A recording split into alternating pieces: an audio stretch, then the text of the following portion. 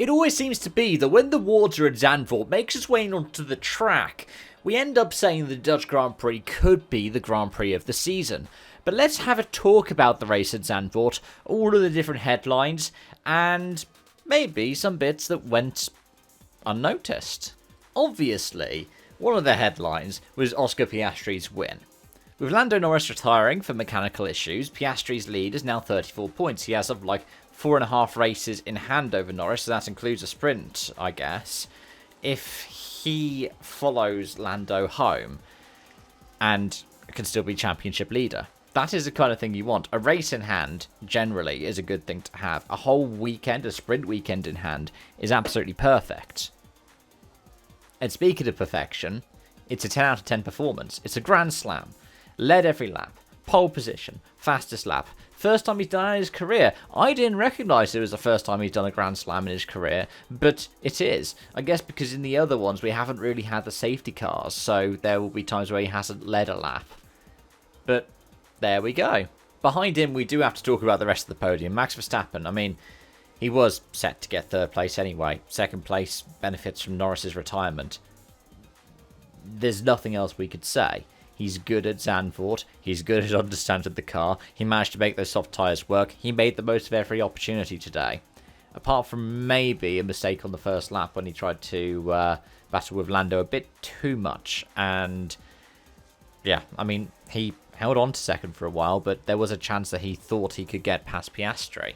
You heard them talk about it in the debrief. Like, Verstappen immediately knew what was wrong and just went, okay, let's make the most of the situation. And he did. But I've waited too long to talk about Isaac Hadjar's podium. His first podium. A double podium for Red Bull. And it's the junior team that's on the podium. Yuki Tsunoda's down in 9th. He's got points. But that's been overshadowed by the fact that Isaac Hadjar has gotten a podium. Now, I don't think Red Bull are going to be too rash and decide, okay, now we need to promote Hadjar to the works team, the full team. Because they could actually get more money from doing what they're doing right now.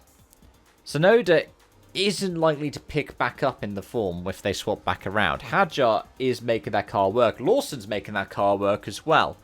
That P12, that doesn't speak to how he had been performing this weekend. Remember, he got hit by Sainz, got a puncture, so that 12 isn't fully reflective of where he was going to be. It could have been that Tsunoda was the last of the Red Bull stable this weekend. I think that this is working the best it can now. Swapping any of the other drivers around is only going to harm the teams. You keep to it and you make the change for 2026. You get a few extra quid from getting RB further up the championship pecking order. If you do that, fantastic. But until then, just don't touch anything if it ain't broke. I mean, Red Bull, you could argue, slightly broken at the moment, but RB isn't. Don't break it. But speaking of broken, let's talk about the Ferraris that have been broken into pieces, and let's talk about Andrea Kimi Antonelli, who seems to have picked up the George Russell lesson of, well, if gap car. That move on Leclerc was eerily similar to Russell's at COTA, 2022? He just went for a gap that wasn't there. Granted, it was oversteer that led to him tagging Leclerc and putting him out the race. But, like, I guess the likes of, which one is that? It's Hugenholtz, isn't it? Because Lundijk is the final corner and Tarzan's the first corner. You don't have anything else like it in the calendar. But, yeah, as much as he wouldn't necessarily have practice for a corner like that, he needs to try and do better. There have been too many incidents now that he's had with other drivers where it's just been a lack of experience. It's good that Mercedes are placing the faith in him because, you know, if he was at Red Bull, he would probably be, you know, booted out to Italian F4 at this point. But yeah, it just doesn't feel good for him. He's going to be hoping that when he gets to a home race at Monza, he'll be performing quite well. And the same should be said of Ferrari. Lewis Hamilton's crash, it's just, I don't get why you would have a painted sponsor banner on the outside of the circuit. It's why I like Zandvoort and iRacing, because you don't have all of that massive Aramco stuff. So the moment that you hit the wet, not that the W13 in iRacing has wet weather enabled on it, you don't go flying into the wall like Lewis did today. I mean, Aramco sponsorship aside, just why do you have that lining the track like that? It shouldn't be somewhere that is considered a racing surface. That said, Lewis needs to bear that in mind. It's going to be damp, it's going to be a bit sticky because there's been some drizzle on the track, and you're going to be hitting it with the rear right as you're going to be trying to power up. I didn't expect that kind of contact to rip a wheel off. Maybe the front wing, yeah. But these things happen. Leclerc, I think the move on Russell was a little bit clumsy, but not too bad. Made the move, made it stick. Didn't get a penalty. But yeah, they just were comfortably, I think, the fourth best car this weekend. Now, they did get both cars through to Q3, but there are struggles on the other side of the garage for both Mercedes and Red Bull. So, yeah, that's very much the picture now. Elsewhere, let's talk about a couple of other stories. Sauber's results don't speak to where they were when you could have seen either of them really get the points before that final safety car for Norris. Bortoletto down in 15th. I mean, I think he had the measure of Hulkenberg today, but the results didn't really show it. And like I said, he was looking like he was in the points prior to that final safety car. Alex Albon getting 5th place, good for him. Just quietly got there. It's like the George Russell does nothing P3 meme. Ollie Behrman getting a career best 6th place. It's great. Now, it would have probably been 7th had it not been for the penalty for Antonelli.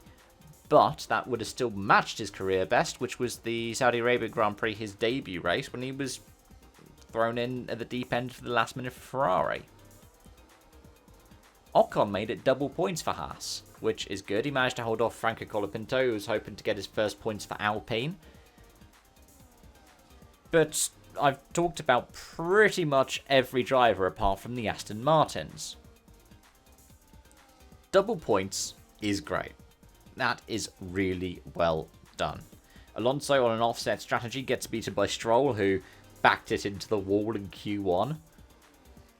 Like, Stroll beating Alonso, you have to give credit to Lance Stroll on that.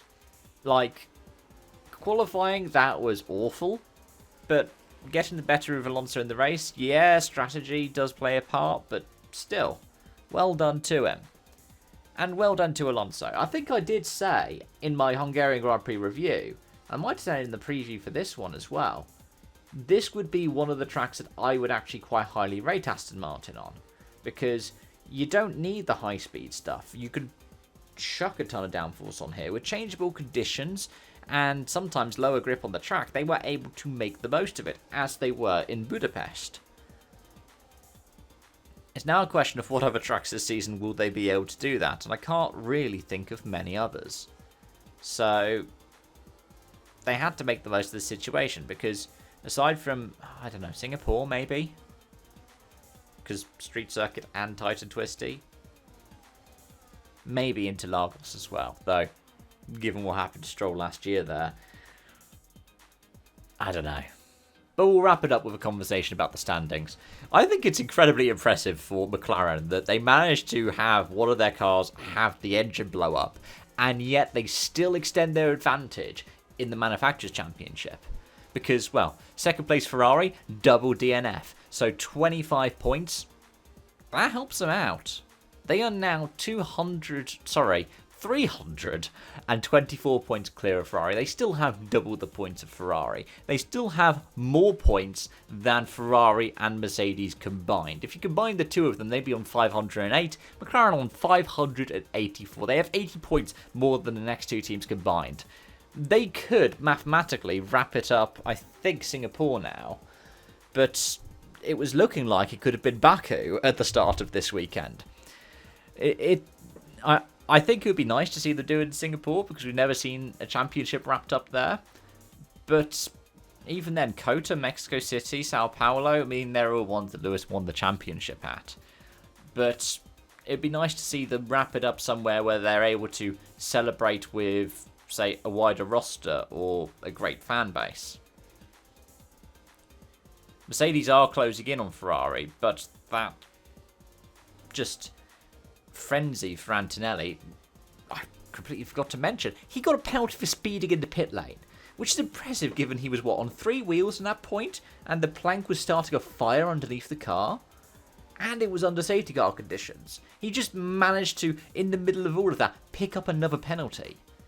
But it has proven really costly for Mercedes, those antics today, because a P4 and a P16, if Antonelli had managed to get a P5, he was allowed in front of Russell multiple times. We could have been looking at potentially them jumping Ferrari, but it wasn't to be in the end. Red Bull, well, it's good for them to be able to end up with some more points for Tsunoda and Verstappen. But yeah, they do gain on Mercedes, but it's 214 to 248. The interesting ones are, for example, RB closing in on the likes of Aston Martin. They're on 60, Aston Martin on 62, Williams are on 80. This is going to be an interesting fight towards the lower end of that field at the end of the season. And yeah, let's talk about the drivers' battle because I haven't really talked about that. 34 points between Norris and Piastri, Verstappen 73rd back, and then it is 21 points between Verstappen and Russell. That gap has gone up. But at the same time, Russell's gap over Leclerc has gone up. It is 184 to 151. And then, yeah, Leclerc, Hamilton and Antonelli all stay on the same amount of points. What's interesting, though, is Albon is now going to be on the same number of points as Antonelli. They're both on 64. Which just tells you how much of a slump there has been for Antonelli.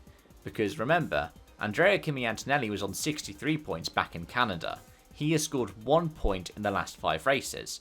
In those last 5 races, whilst there was a retirement for Albon, the other 4 races, he got 3 top 10s. He got a 5th, a 6th, and an 8th.